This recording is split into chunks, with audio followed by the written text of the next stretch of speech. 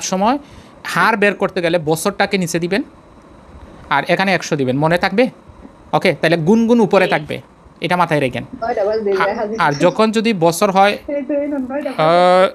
Sonia madam, এখন দেখেন গুণ কি হবে, গুণ মাইনাস কত হবে 1, আর এখানে কি হবে, যেহেতু এখানে হার বের করবো তাহলে এখানে হবে হার ইন্টু 100। এই দুই সূত্র কি শেখা যাবে? এই দুইটা সূত্র কি পারা যাবে? হ্যালো, তাহলে কি বললাম, যদি হার থাকে তাহলে গুণ -1 ডিভাইডেড বাই বছর ইন্টু 100, আর যদি বছর বের করেন গুণ -1 হার। কথা বুঝছেন সবাই? ওকে, এখন আসেন আমরা অঙ্ক করি। এই অঙ্কটা যদি করি তাহলে এই অঙ্কটা কীরকম করবো, যেহেতু এখানে গুণ আছে, বছর বের করতে বলছে, তাহলে সূত্র কি, বছর বছর সমান গুণ গুণ -1 আর নিচে হবে কি হার ইন্টু কত হবে 100। তাহলে গুণ কত 2, 2 - 1, হার কত, হার হচ্ছে কত, ওমা এটা তো হার বের করতে বলছে,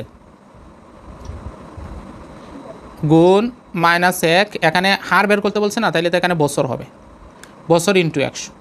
তাহলে গুণ কত, এখানে 2 আছে 1, আর বছর আছে কত 5, ইন্টু হচ্ছে 100, তাহলে কত